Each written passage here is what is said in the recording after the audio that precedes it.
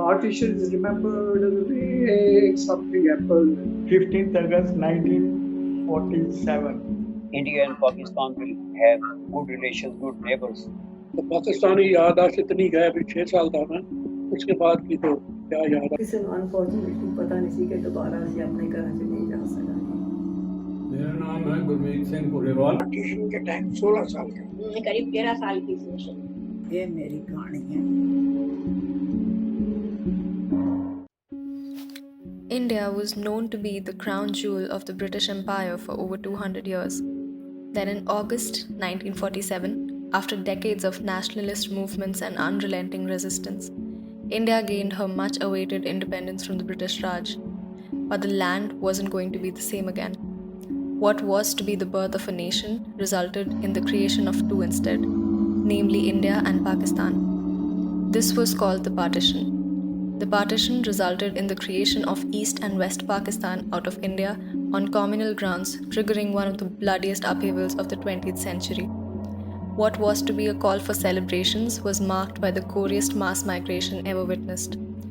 Violence broke out as soon as the lines were drawn. People didn't know which country they belonged to or which side of the border they were on. Families were thrown out of their homes, women were raped, children were abducted, and both nations received trains full of corpses. This perhaps was among history's most gruesome events.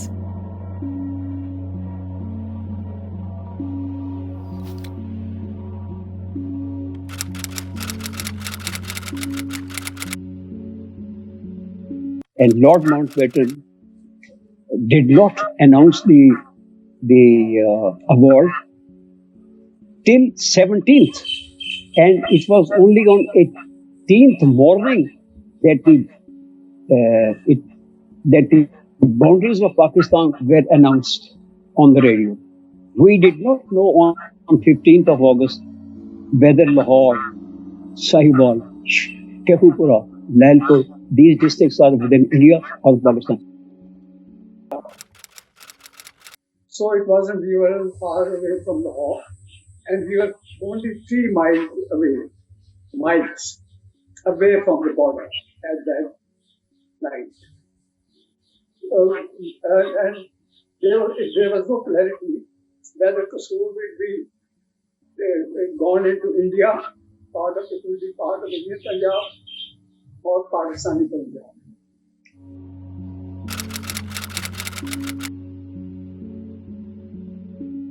और वापस जाके जब मैं देखा तो हमारे गांव में सारा कैंप लगा हुआ है, बहुत से गांव हमारे वहाँ बैठ गए। तो हमारे जो जान पहचान वाले थे वो हमारे घर में रहे थे। तो दूसरे दिन उन्होंने बस कर ली और मुझे मेरी मदर ने, मैं जो अकेला ही उसका बेटा था, तो सेफ्टी के लिए मुझे बस में भेज दिया। तो इस तरह से बस आकर के मुझे अमृतसर छोड़ गई, जलंधर आया है, जलंधर से मैं गाँव चला गया।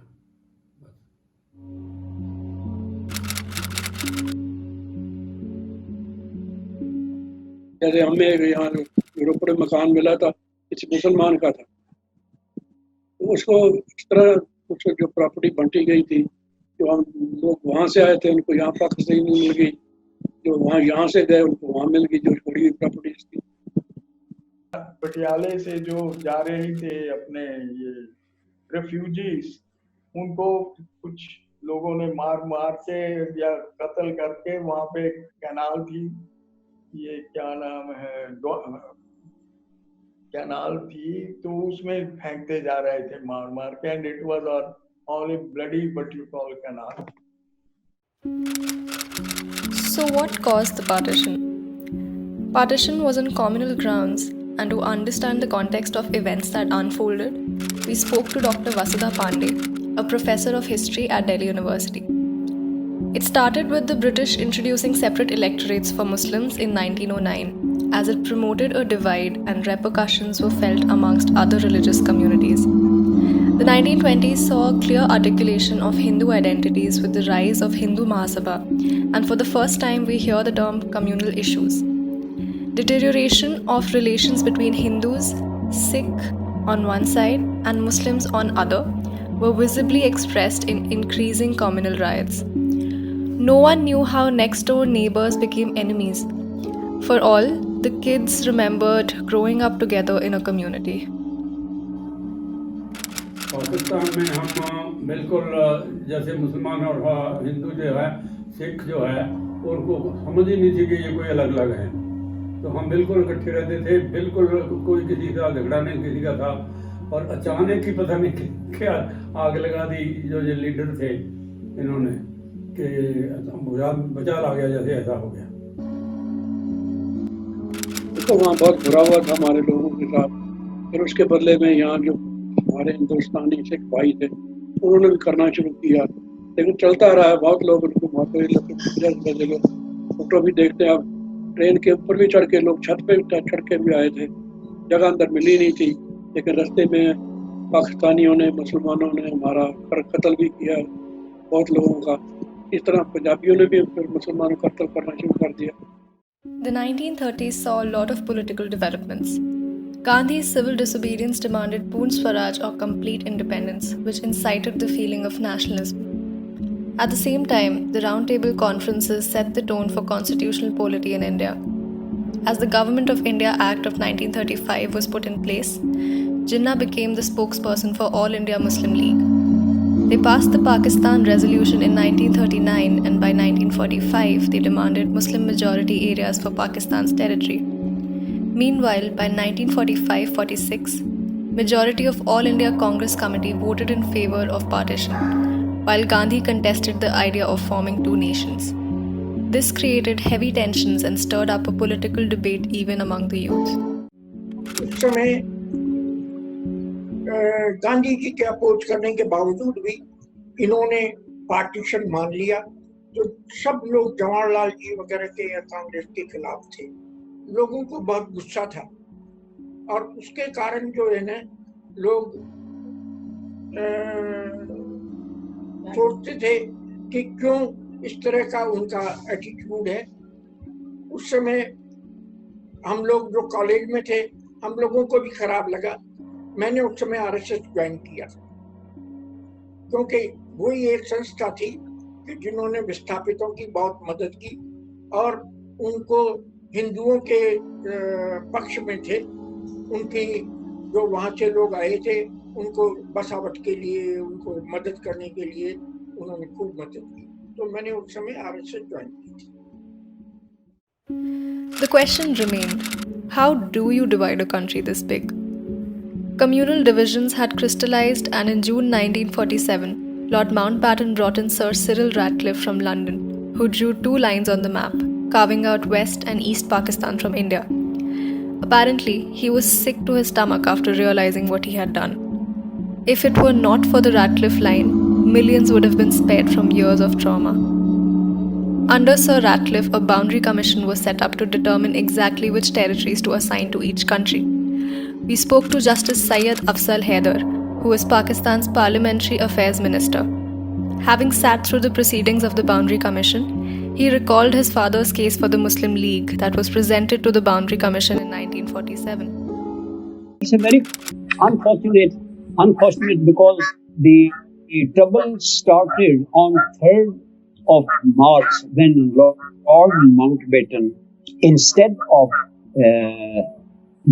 declaring the withdrawal of the British power from India, he changed from 1948 to 15th of August, leaving just about 70 days for the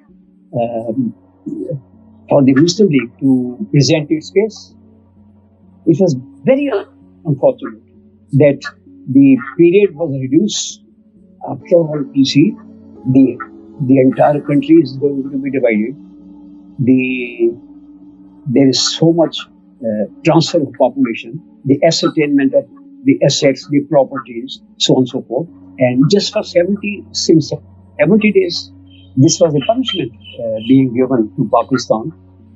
The case of the Boundary Commission case was prepared under very adverse circumstances.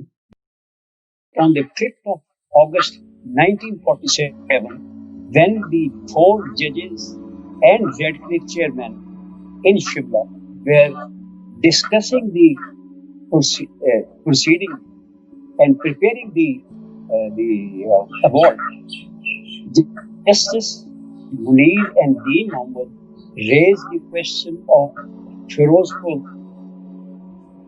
and wanted to argue that this should go to Pakistan. Radcliffe said, "Don't you worry. This is already in Pakistan. Proceed with the other arguments." Justice Mahajan, having heard that Firozpur is being given to Pakistan, he informed Pandit Nehru, who asked the Maharaja of Bikaner, who's chief minister and the chief engineer. They went to Mountbatten and said that if Firozpur head goes to Pakistan, then the entire Bikaner will also go to Pakistan because of the canal system. And if Gurdaspur also goes to Pakistan, then it will lose Kashmir. Now this is an established fact, and the result was that the Firozpur was given to India.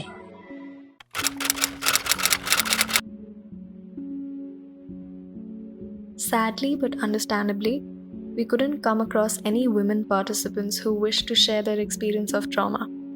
However, Ms. Anam Zakaria, an author whose works revolve around partition history, helped us understand how women's perspectives differed from that of men. Since women's experiences are wrapped in societal notions of honor and shame, the narratives of female partition survivors have often been silenced. In interviews with women, what is not said at times becomes more significant than what is said. Their silences, their body language, and non-verbal communication is critical to understanding the gendered experiences related to partition.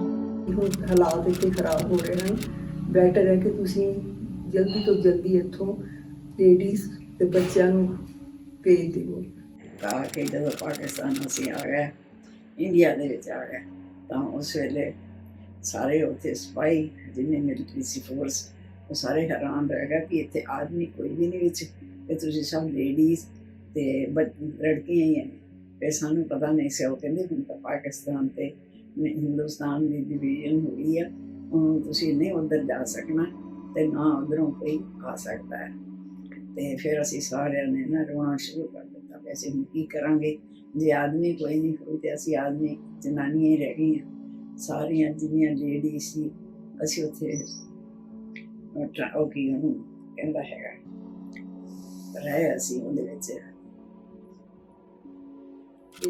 मेरे mother ने यही सोचा सी कि ਅਸੀਂ ਤਾਂ 2 ਮਹੀਨਿਆਂ 'ਚ ਵਾਪਸ ਆ ਜਾਣਾ ਸੋ ਐਵੇਂ ਤੁਸੀਂ ਬੱਚਿਆਂ ਨੂੰ ਆਪਣਾ ਸਮਾਨ ਇਕੱਠਾ ਕਰ ਰਹੇ ਹੋ ਪਰ ਕਿਸੇ ਨੂੰ ਅਨਫੋਰਚੂਨੇਟਲੀ ਪਤਾ ਨਹੀਂ ਸੀ ਕਿ ਦੁਬਾਰਾ ਅਸੀਂ ਆਪਣੇ ਘਰਾਂ 'ਚ ਨਹੀਂ ਜਾ ਸਕਾਂਗੇ ਇੰਨਾ ਹੀ ਮੈਨੂੰ ਯਾਦ ਹੈ ਕੈਂਪਸ ਦਾ ਯਾਦ ਹੈ ਕਿ ਪਹਿਲੇ ਦਿਨ ਜਦੋਂ ਅਸੀਂ ਆਏ ਹਾਂ ਤਾਂ ਉੱਥੇ ਰੋਟੀ नहीं सी मिल रही थोड़ी दी वो चीज़ में आज तक नहीं भूलती कभी उनके पास खाने के लिए भी इतना ज़्यादा कुछ पैसे नहीं थे इसी तरह धीरे धीरे इकट्ठा करके सारी दाल चावल अपनी चीजें खरीद करके तंदूर बनाया अपने हाथ से मिट्टी का और उसमें रोटी सेक करके और छोटा सा ईंटों का चूल्हा बनाया और उसमें दाल हंडिया पे दाल पका करके और वो मतलब अपना काम चलाया किसी तरह धीरे धीरे धीरे धीरे बाद में कोई मतलब ये गैस वगैरह तो बहुत बाद में आई थी तो वो सब खरीदी उन्होंने अपने पैसों से वो ये कुकर वगैरह ये सारी चीजें जो आई सब खरीद करके अपने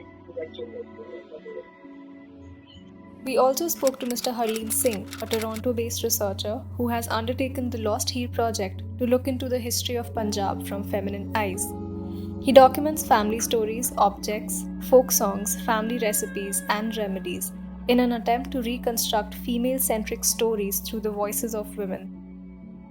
But I believe that the biggest victims of partition were the women.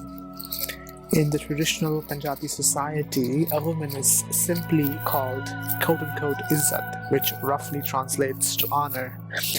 And it was around this notion of honor that crimes against women were perpetrated during the partition riots. It was believed that the biggest damage to the enemy can be done if the Izzat is attacked, Therefore, thousands of women were not just abducted and raped, but the ones who were killed were attacked at specific parts of their bodies. So, for example, when the American photojournalist Margaret Bourke-White captured the horrors of partition through her camera, one can see the innumerable amount of dead bodies of women with their breasts removed. Those who survived the killings were simply taken away as war spoils, and they lived with new identities till the end of their lives. Then there was violence which was also perpetrated by one's own family under the pretext of preserving one's izzat. It tells us about the Sikh village of Toha Khalsa in Rawalpindi, where hundreds of women were either beheaded by their male family members or were asked to jump into the wells of the local gurdwaras until the dead bodies were full to the brim. Many Hindu and Sikh girls who were recovered from their abductors in Pakistan were either reluctantly accepted by their families or shunned entirely. Due to the conservative purity laws, women who faced sexual violence were packed in government-run homes called camps for unattached women. Our women folk was forced. We had a well, a water well, in that valley, which was used for taking water. So it was decided, in case the Gurkhas or any outside attack for looting, the women would jump into the well and men will fight. So that was decided. So, why is it that we must understand the nature of violence and trauma of the partition after all these years? Miss Zakaria recalled her interviews and told us how for many partition survivors, the memories of violence and bloodshed remained central. Even decades later, survivors could vividly recall the incidents they saw as children. Softer memories of friendships and intercommunal bonds are often eclipsed by these more traumatic experiences. That is not to say that these other memories do not exist, but there can be a process of disassociation with these experiences. As Ms. Zakaria puts it, trauma can be transferred intergenerationally. Views of the past are transmitted and reinforced through media, textbooks, and political discourse, and these tend to leave imprints on how the latter generations look at people on the other side of the border. She observes that the younger generations are far more partitioned, hardlined, and hostile towards each other than the generation that actually lived the partition. This may be because despite the violence, partition survivors had personal experiences and interactions with people across the border, as compared to the post-partition generations who have often only inherited traumatic memories. That everybody was suspecting the Gurkhas would come. What I remember from those days is the Gurkhas would come. Gurkhas were Nepalese army regiment of the English, the Angrez. So it was apprehended that Gurkhas will come and loot us. And so we were not afraid of Sikhs or Hindus. Mostly in Kasur they were Hindus. So Hindus were leaving. I don't remember any particular incident which I have seen, but I heard that Hindus were leaving and running away and their properties were being looted, their people were being harassed. And I don't think there was hardly any killing in Kasur. So, two things I remember. In my house, we would, as a child, we used to make gulela.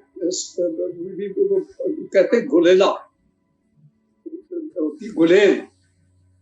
My father had a gun. My other uncles,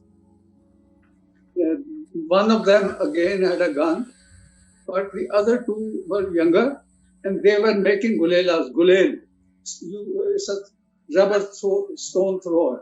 So to protect our house and our women, that's what we used to do. मेरी mother बैलगाड़ी में आई और उसने मेरे को बताया कि रास्ते में चारा लेने गए थे मेरे उसके भाई और उसके चाचा जी, तो उन्होंने 10-15 लोगों ने उनको घेर लिया और जब इन्होंने तलवार वगैरह उठा के कहा कि हम मार देंगे तो वो डर के भाग गए और ये बेचारे बच के आ गए। My own youngest uncle, we had a cotton factory in Ropar. Ropar is in Indian Punjab. Ropar. So we had a cotton ginning factory there. My youngest uncle, Chacha, he was there at that time, at the time of partition. So he had to come from Ropar to Kasur, and he was traveling in that train that was looted and massacred. So he had a .22 rifle with him.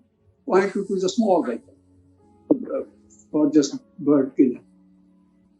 So he had that, and he thought he's a young man, he can do anything. But anyway, when that train was stopped, looted, people were killed and injured, so the train started moving again. When it started moving again, my uncle also, he ran and boarded the train, and since he was injured, so he fell on a dead body, injured body, dead body. So he fainted then it came Lahore, then he came back to Kasur, and he had problems later on, health problems with his eyes and all that, all his life. So he was blinded, some germs went into his eyes, some injuries took place. There was injured marks on his body. So anyway, that was the other incident which occurred after the partition. So, how is the partition viewed today by the people in India and Pakistan? There is no single narrative of what partition was like, other than a generalized idea of loss and longing. But after 75 years of partition, 1947 has taken a new meaning for people.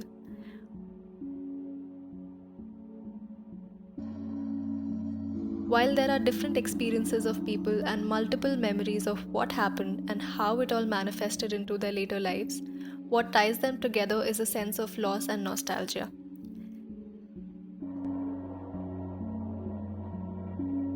State narratives, although, have been largely appropriated, presenting a myopic context, demonizing those on the other side of the border. Pakistani narrative portrays partition as an event which marked their independence from Hindu India, whereas for India, the story revolves around the breakup of the motherland.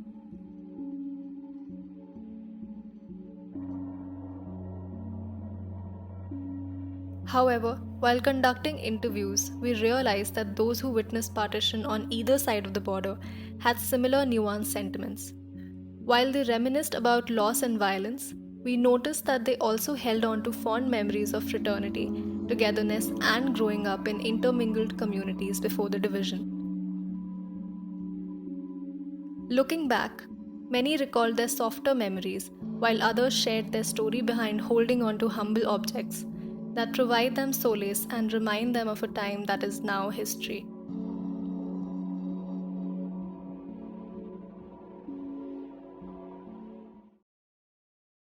A big pot in which you cook, caterers cook wedding food.